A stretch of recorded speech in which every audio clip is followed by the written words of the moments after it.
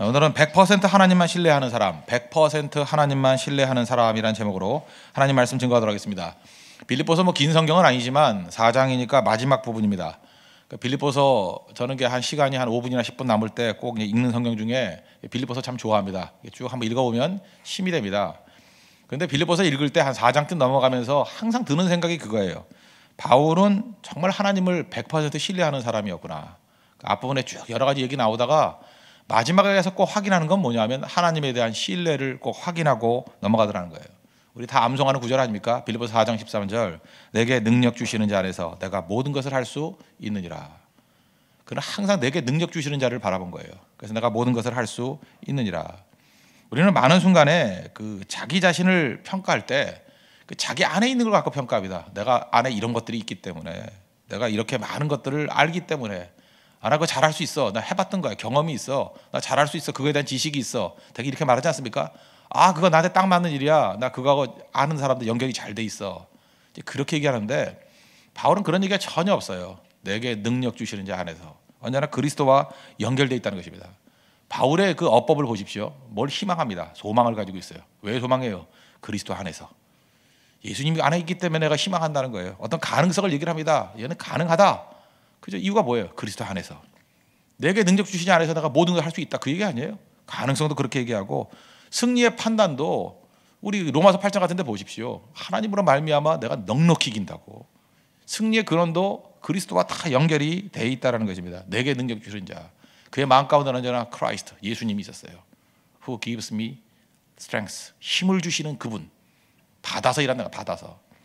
그러므로 우리 하나님 앞에서 100% 하나님만 신뢰하는 사람들의 모습이 무엇인가? 우리 첫 번째는 자기 수고에 연연해하지 않는다는 것입니다. 자기 수고, 내 수고가 다가 아니라는 거예요.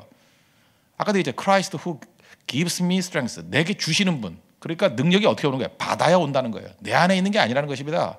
주시는 분이 있고 받는 자가 있다는 거예요. 주님이 주시면 받아서 내가 모든 것을 할 수 있대요. 그러니까 자기 수고가 아니라는 것입니다. 오늘 11절과 12절 보니까 여러 궁핍함으로 말하는 것이 아니다 그러죠. 어떠한 형편에든지 자족하기를 배웠다. 비천에 처할 줄 알고 풍부에 처할 줄 알고 배고픔, 배부름, 풍부, 궁핍 여기에서 일체의 배기를 배웠다. 이게 다 무슨 얘기입니까? 환경의 얘기예요. 궁핍, 어떠한 형편, 비천, 풍부, 배고픔, 배부름.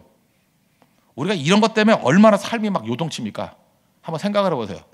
우리가 지금은 잘 안 하지만 금식기도 한번 3일 해보십시오. 첫날은 대충 합니다. 물병 들고 다니면서. 둘째 날은 이제 3분의 1은 포기하고. 그 다음에 셋째 날 가면은 사실 거의 아무것도 안 해요.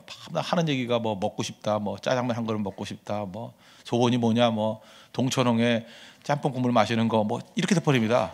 그 다음에 다 개코가 돼가지고 1km 밖에 있는 어디 밥하는 집 냄새가 나 이러고. 저는 금식이 그래도 필요하다고 생각합니다. 그렇게 유치하게 해도 금식이 필요하다고 생각하는데 거기서 우리 뭘 깨닫게 되냐면 내 자신이 얼마나 약한 존재인가. 먹는 것 하나 가지고 그것도 세 끼, 네 끼 그거 굽고 나면 또 완전히 넉다운이 돼버려요. 먹는 거 하나 외에는 아무 생각 없어요. 내가 동물 수준이구나. 그때 깨달아요. 아무것도 아니구나. 뜻과 의지가 있어. 아무것도 아니구나. 그냥 다 무너져 내리는 것을 보게 된다는 것입니다. 먹는 거 하나 가지고도 삶이 요동치잖아요. 그러니까 여기 나오는 배고픔, 배부름 그게 우리 삶을 움직이는 원동력이 된다. 그거 믿어지죠. 그렇게 약한 존재라는 것입니다. 그런데 환경이 이렇게 어마어마하게 우리에게 영향을 미치지만 사도 바울은 그런 거 가지고 뛴다는 게 아니라는 거예요. 우리가 자기 수고하는 일이 뭡니까? 다 그런 얘기죠. 먹고 살자고 하는 일이라고. 어떻게 하면 잘 먹을까? 어떻게 하면 편안할까? 어떻게 하면 풍부할까? 자기 수고는 여기서 다 나오는 겁니다. 근데 그게 뭘 이루는 것 같이 보이지만 바울은 그렇게 생각하지 않아요. 내가 풍부하면 어떻고 비천하면 어떻고 배부르면 어떻고 배고프면 어떠냐? 환경이 아니다. 일이 이루어지는 것은 하나님이 하시는 거야. 그래서 자기 수고를 부인해 버립니다. 자기 수고에 매달린 사람의 특징이 뭐냐 하면 잘 절망합니다. 자기 수고가 뭐예요? 내 뜻대로 되는 거 아닙니까? 그래서 음모 꾸미고 의도대로 뭘 하려고 그러고 자기 뜻, 자기 의도 자꾸만 그런다고요. 그러니까 이거는 안 되면은 억울한 거죠. 안 되면. 내가 이렇게 수고했는데 내가 이렇게 자기 수고를 가지고 뛰었는데 안 된다. 그러니까 화가 나는 거죠. 또 하나가 뭐예요? 안 알아주면 억울한 거죠. 그렇지 않아요? 주님 바라보지 않고 뭘 했는데 내가 그만큼 평가를 못 받아. 그걸 아무도 모르는 것 같아. 그리고 내가 일을 플러스로 했는데 욕을 먹어. 못 견디는 거죠. 그 특징이 뭐예요? 그게 자기 수고. 좀 쉽게 얘기하면 에고. 진짜 에고에 빠져 있으면 진짜 한국말도 좋은 것 같아요. 이제 에고하고 통곡한다고, 그죠? 이고가 문제. 이 에고가 우리를 다 죽이는 것이 된다는 것입니다. 그래서 하나님의 일을 할 때 어떻게 해야 되느냐? 이 땅을 살아갈 때 가장 중요한 원칙이에요. 자기 수고를 잊어버려야 됩니다. 자기 수고를 잊어버려야 돼요. 내가 뭘 했다 이걸 잊어버려야 돼요. 우리 뭐 운동선수도 어깨에 힘 빼라 그러잖아요. 그죠? 자기 힘이 들어가면 될 것 같지만 안 된다는 것입니다. 조금 전에 말씀드렸지만 우리가 수고하는 것이 일을 이룬다고 생각하는데 수고하면 오히려 안 돼. 일이 더 중요한 게 뭐냐 하면 신뢰하는 게 더 중요하다니까요. 깊이 신뢰하면 신뢰에서부터 나오는 수고는 저절로 나오는 거야. 이건 힘들지도 않고 기쁨이 되고 뭐 감격이 되고 마리아가 뭐 향유 갖다 붓는 거와 똑같다니까요. 그리 어렵지 않아요. 그래서 출발을 수고라고 말한 적이 없어요. 성경은 언제나 하나님을 신뢰하라, 믿으라는 것입니다. 그래서 믿는 게 쉬운 게 아니에요. 얼마나 안 믿어지면 어떤 사람은 막 온몸을 흔들어가면서 믿습니다. 그 시옷자가 쌍시옷이 뭐 2개, 3개 붙는 이유가 무엇입니까? 난 그럴 때마다 느끼는 게 오직 안 믿어지면 저럴까. 믿는 게 쉬운 게 아니에요. 믿음은 하나님의 선물입니다. 어떤 때 하나님께 선물로 주실 때 그냥 쉽게 믿어지는 거예요. 우리 교회 그 특별히 남자분들 요즘에 최근에 예수님 영접하신 분들이 많이 있는데 그렇게 믿으려고 노력했대요. 아내가 너무 열심히 믿고 해서 뭐 웬만한 가정의 평화를 위해서라도 맞추려고 그랬는데 안 믿어지더래요. 근데 역시 믿음은 말씀에서 나는 거죠. 계속해서 말씀 듣다가 이제는 아내보다 더한 믿음이 된 것 같아요. 이제 믿는데요. 진짜 남자가 한번 믿기 시작하니까 그 움직임이 달라요. 태도가 다르고 헌신의 폭이 다르고 완전히 달라지더라고요. 이게 진짜입니다. 믿는 거예요. 믿어지는 거예요. 믿음은 선물이거든요. 믿음은 하나님의 선물이라 믿어지는 거예요. 그래서 우리가 항상 점검하는 것은 믿음입니다. 신뢰가 깨진 상태에서 움직이는 건 다 껍데기예요. 아무것도 아닌데 바울에게서 제일 중요한 건 뭐냐? 하나님을 믿고 신뢰하고 나아갔다는 것입니다. 믿고 붙어 있으니까 수고 안 해도 열매는 저절로 거두죠. 그 요한복음 15장의 메시지 아닙니까? 나는 포도나무에 너희는 가지니, 가지가 열매면 미결이 뭐예요? 붙어 있으면 그가 내 안에 내가 그 안에 거하면 사람이 열매를 많이 맺나니 나를 떠나서는 너희가 아무것도 할 수 없느니라. 붙어 있는 거. 오늘도 철저히 주님만 의지하고 자기 수고가 아니라 주님에 대한 신뢰를 가지고 출발할 수 있는 믿음의 종 되기를 바랍니다. 다시 한번 묻겠습니다. 여러분 인생의 승리, 하나님 신뢰하는 것에 있음을 믿습니까? 자기 수고 아닙니다. 뭐 일을 악물고 내가 이렇게 사는 게 아니야, 내가 뭐 결심했어, 잠시 잠깐 그 자리에서 폴짝폴짝 뛰는 건 가능하지만 인생의 궤도를 바꿀 수가 없습니다. 다 무너져도 괜찮습니다. 원래 다 무너지는 게 좋습니다. 하나님에 대한 신뢰 한 그 줄 붙들고 다시 일어나면 인생이 재편됩니다. 그럼 승리할 수 있다는 거예요. 하나님이 나를 사랑하시고 내게를 인도하시고 내게 승리를 주신다는 그 믿음 붙들고 신뢰 붙들고 이어서는 하나님의 종 되기를 바랍니다. 두 번째는 조건 때문에 눌리지 않는다는 거예요. 여기 뭐 비천, 풍부, 뭐 배고픔, 배부름 이런 얘기들이 쭉 11절, 12절에 나오죠. 우리가 이 땅을 살면 두 가지가 충돌을 합니다. 하나는 조건이고 또 하나는 말씀이에요. 근데 말씀을 붙들기 위해서 원래 그렇잖아요. 여러분 그 영화 배우들 흰 드레스 입고 뒷배경이 흰데서 사진 찍는 거 봤어요? 안 그래요, 그죠? 이렇게 흰 드레스 입은 뒤에는 좀 거뭇거뭇한데 있어야지 흰 게 확 드러나고요. 남자들 검은색 정장 입을 때 뒷배경이 항상 하얘요, 그죠? 이렇게 배색, 그죠? 대비되게 만드는 거 아닙니까? 마찬가지로 하나님께서 말씀이 말씀되게 만들기 위해서 어떤 때 조건은 최악이 되게 만들어 버려요. 그래서 모세오경에도 보면 이스라엘 백성들을 건져낸 이유가 뭡니까? 강하기 때문에 건진 게 아니라 니네가 약하기 때문에, 적기 때문에 건져냈다. 그래야 하나님이 능력이 대단한지 알지. 애굽이라는 최악의 조건에서 하나님이 건져내신 이유가 무엇입니까? 그래야 하나님이 일하신 걸 알죠. 그렇다 그러면 우리 삶 속에서도 말씀이 가장 강력하게 역사할 때는 언제냐면 조건이 오히려 나쁠 때입니다. 조건이 나쁠 때 하나님의 말씀은 더 말씀될 수 있다는 것입니다. 그래서 우리는 이렇게 생각해요. 알게 모르게 착각에 빠지는 게 뭐냐면 조건 좋은 곳이 답이 있다고 생각한다고. 믿는데도 그래요. 그래서 조건이 좋으면 잘 된다고 생각해요. 결혼할 때도 마찬가지예요. 저 남자는 조건이 좋아. 그럼 행복할 줄 알죠. 뭐 행복할 수도 있습니다. 뭐 그거 그렇지만 조건이 행복을 주는 건 절대로 아니에요. 그거 믿으면 안 되는 거죠. 더 중요한 게 뭐예요? 말씀으로 갈 줄 알아야 된다는 거죠. 말씀이 더 중요하다. 이 조건과 말씀의 충돌을 보여주는 게 누가복음 5장에 나오죠. 예수님께서 뭐 아침에, 원래 고기는 밤에 잡는 건데 어두울 때 잡는 건데 아침에 뭐야 가서 그 그물 좀 던져봐라. 그랬더니 베드로가 5장 5절에 뭐라 합니까? 누가복음 밤이 새도록 수고하였으되. 자기 수고잖아요. 밤이 새도록 잡은 것이 없지만은 그 다음에 뭐예요? 말씀에 의지하여 내가 그물을 내립니다. 말씀에 의지하여. 그러니까 왜 너 그 행동을 하냐? 그러면 그 베드로 같이 대답해야 돼요. 말씀에 의지하여. 주님 말씀하시니까. 왜 해? 그러면 because you say so. 네가 그렇게 말했기 때문에, 당신이 그렇게 말했기 때문에, 그 말씀이 있기 때문에 그것이 우리 모든 거의 원동력이 돼야 돼요. 또 왜 그렇게 하느냐 그러면 그 말씀에 그 지지가 있기 때문에 나는 그렇게 갈 수밖에 없습니다. 그게 우리 인생이 돼야 된다는 것입니다. 그래서 여러분 인생 가운데 이런 게 중요해요. 내 인생에서 말씀의 무게가 얼마나 무거운가. 내 삶에서 말씀이 뭐 있어도 그만 없어도 그만 뭐 기껏한다 농담이 저는 예수님 20년 믿었는데 성경 한 번도 안 읽어봤어요. 그게 자랑이에요. 그게 진짜 연자맷돌 메고 빠져 죽을 일이 그게 자랑할 일이냐고.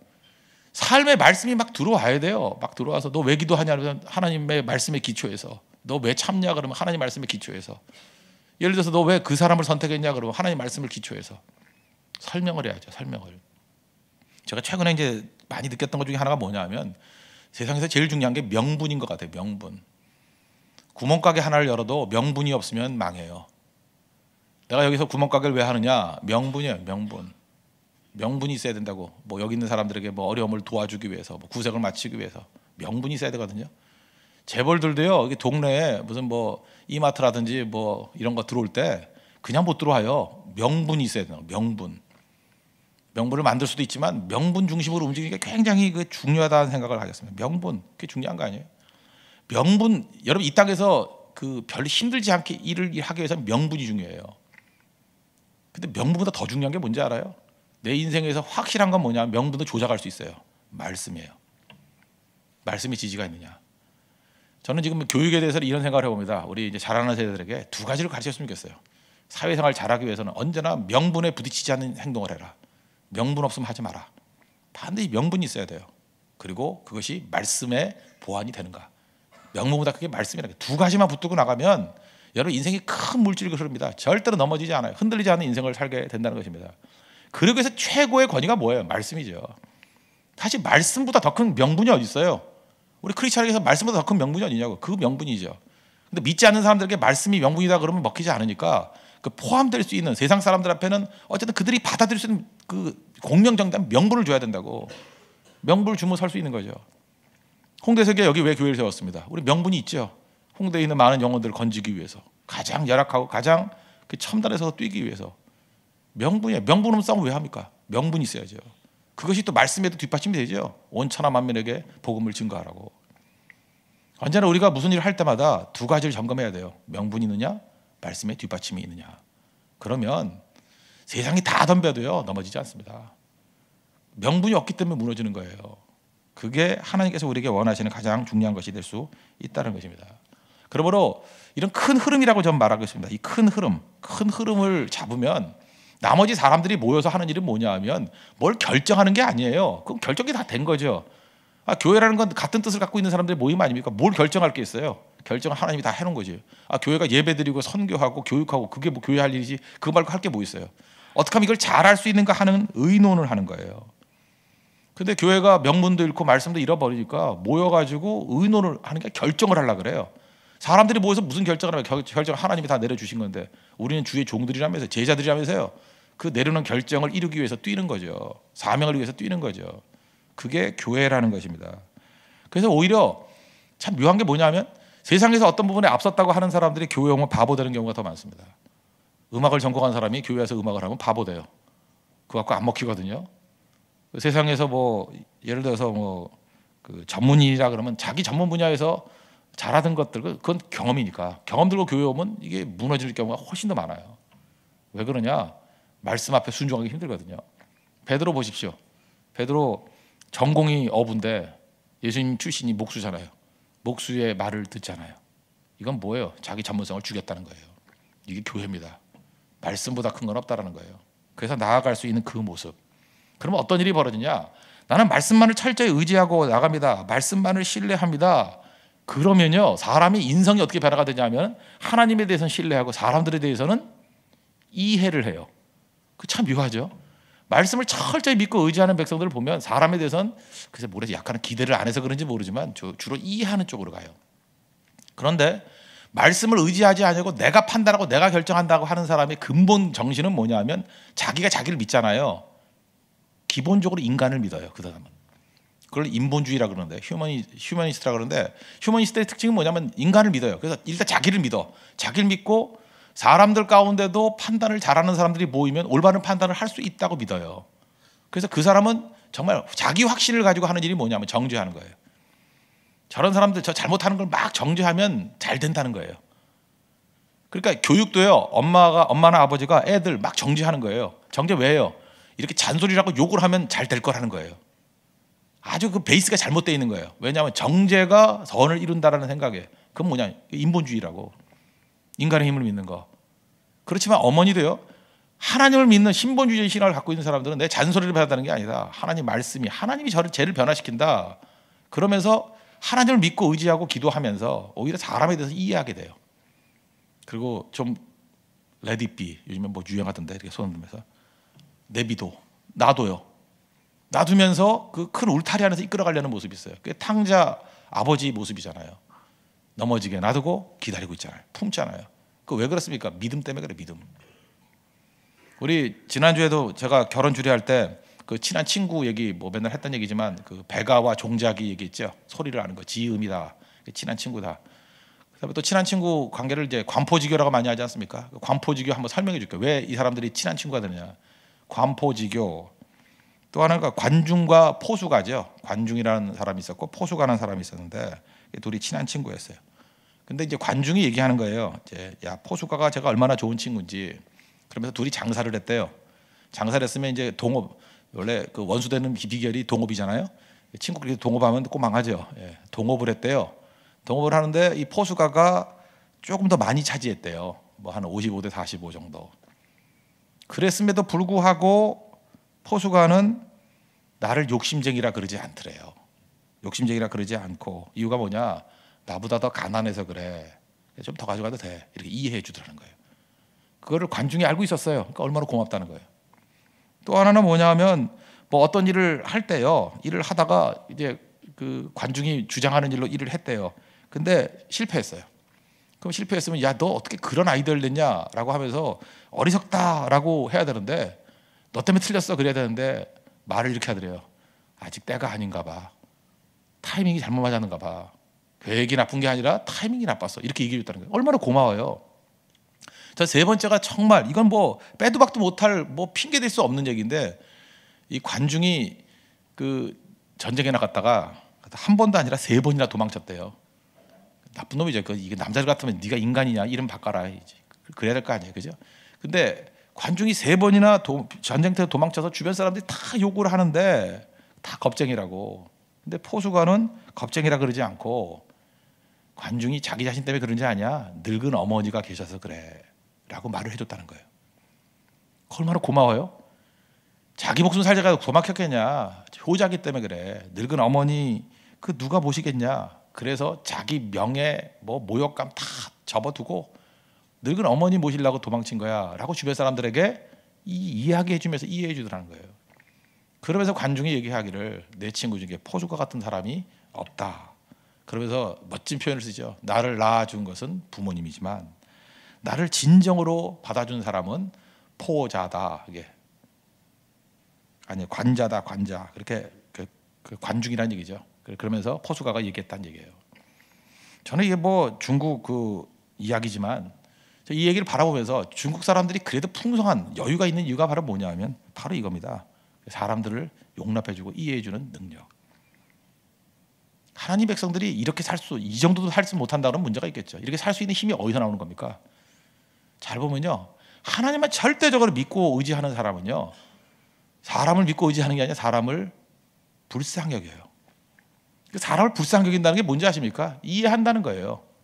하나님 앞에서 내가 연약하듯이 하나님 앞에서 내 친구도 연약하다는 거예요. 그래서 왜 저랬을까를 이해하는 관점에서 설명을 하려고 그런다고. 그러니까 변호사같이 설명해 주려고 그래요. 그렇게 사람이 넓어지는 거죠. 그리고 얼마나 균형 잡힌 인생입니까? 하나님은 철저히 믿고 사람들에 대해서는 정죄하지 아니하고 이해해 주는 모습으로 나가니까 승승장구하겠죠. 이게 성도의 모습이라는 것입니다.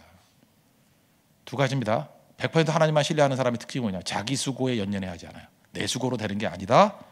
받는 것이다. 그죠? 받는 것이다. Who gives me strength? Christ who gives me strength. 내게 능력 주시는 그 그리스도를 의지한다. 그게 주님 의지하는 거고.